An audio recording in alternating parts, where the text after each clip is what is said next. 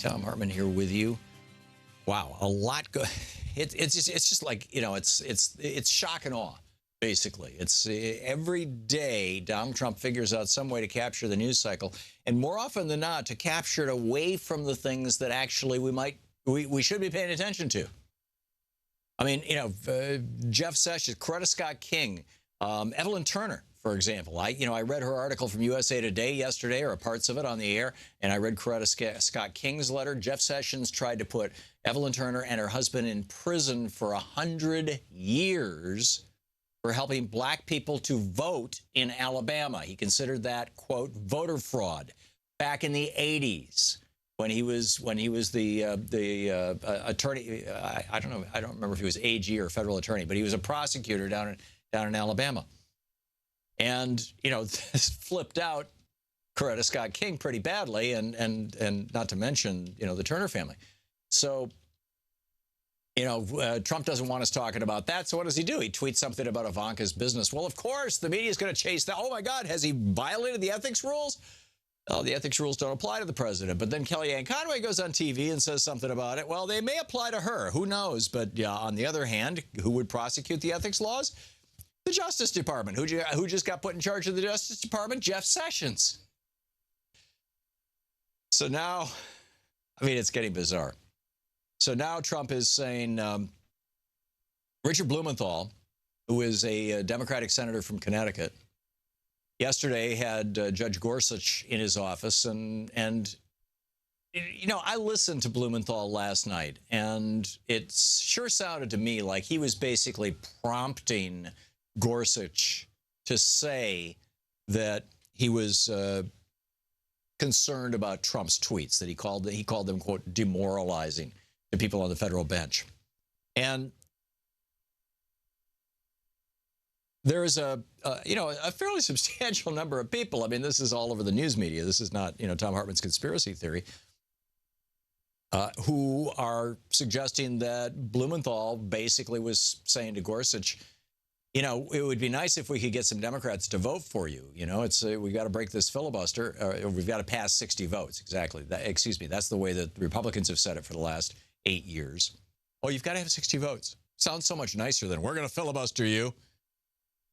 I don't think the words filibuster ever came out of Mitch McConnell's mouth in the last 8 years, and yet everything was filibustered. And by the way, I don't think that there's ever been a Supreme Court nominee who didn't get at least 60 votes.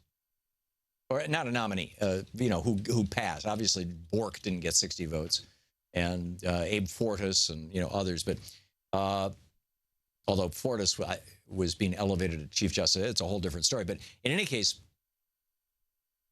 so Blumenthal goes on TV and says, oh, you know, it's Gorsuch thinks that Trump is demoralizing. Trump tweets out this morning, Senator Richard Blumenthal, who never fought in Vietnam when he said for years he had, parentheses, major lie, close parentheses, now misrepresents what Judge Gorsuch told him. This guy can't do anything without attacking somebody. Attack is Trump's major mode. And there's something, you know, really, really seriously wrong with that. I mean, this is bully to the point of pathology. It's like a few days ago, this is the headline from CNBC, an article by Jacob Pramuk. Trump gets laugh when he offers to destroy a Texas state senator's career. During a White House listening session with law enforcement, Rockwall County Sheriff Harold Evanson brought up a state senator who introduced a bill requiring a suspect get convicted before their assets can be seized. Now, do you understand what this is? If the police stop you and you've got a car, right now, if they believe that you've committed a criminal act, they can steal your car. If you got 10 grand in your pocket, they can take your money. And they do, by the way. I mean, this is a multi-billion-dollar industry in the United States Police Department, stealing things from civilians. And literally 90% of it, 9 times out of 10, the civilians never get their stuff back, even when they're not convicted of anything. So the senator in Texas says, shouldn't people be convicted before you steal all their assets? So, and by the way, both Republicans and Democrats agree with this in Texas. So back to this. During a White House listening session with law enforcement, Rockwell County Sheriff Harold Evanson brought up a state senator who introduced a bill requiring the suspects get convicted before their assets can be seized. Trump responded by asking the senator's name. He says, "Who's that state senator? Do you want to give his name? We'll destroy his career." Yeah. Meanwhile, over at the Department of Homeland Security, you know how they telegraph things and then they come, it's like, George Bush in 2001 was talking about how evil Saddam Hussein was during, on the campaign trail. Well, in 99, he had told his biographer, Mickey Herskowitz, that he was going to invade Iraq if he became president. He kept his word. Or the guy who was ghostwriting his autobiography had charged to keep. They then, started talking about, oh, we've got to do more surveillance. And then we discover from Ed Snowden that boy, did that go wide and broad and deep. And it's like, you get these little hints that something's up. Well, here's a hint. And I'm curious how you would respond. I remember back 15, 20 years ago, maybe longer, it might have been during the Reagan administration. I frankly don't remember what year it was, but it used to be that the police could not stop you unless they had probable cause to believe that you had committed a crime. Even the crime of, failing to use your turn signal, but they had to have something. And then they started setting up these roadblocks theoretically to check for drunk drivers, but in fact, they were looking at people's registration, their insurance certificate. The majority of the arrests, or the majority of the tickets or whatever that were issued, were for people having expired insurance. And they can take away your car or whatever. It's pretty amazing. And this went all the way to the Supreme Court. The Supreme Court said, yeah, that's fine. Police can stop you. They don't have to have a reason.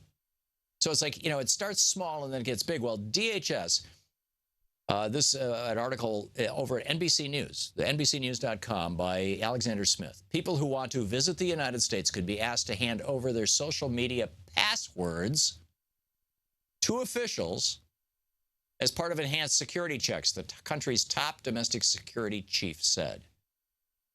Now, initially, he's talking about refugees and visa applicants from these 7 Muslim countries, but and refugees from anywhere, presumably. He just simply said refugees.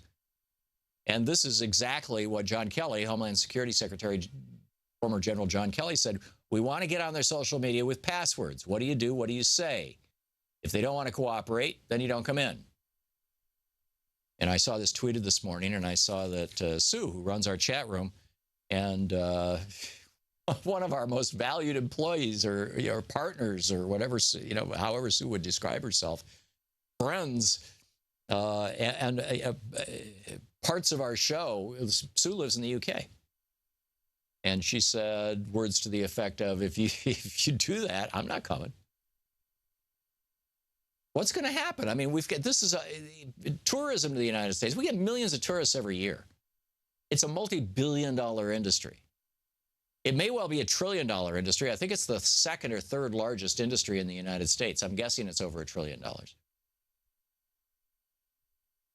And what's going to happen if we start saying that to everybody coming in? And then what happens if this echoes down to local police departments? So when you get stopped for not using your turn signal indicator when you change lanes, and the police come up to your car and they say, driver's license, registration, insurance, and cell phone, please. And what's your PIN number? What are you going to do? Serious question. What are you going to do?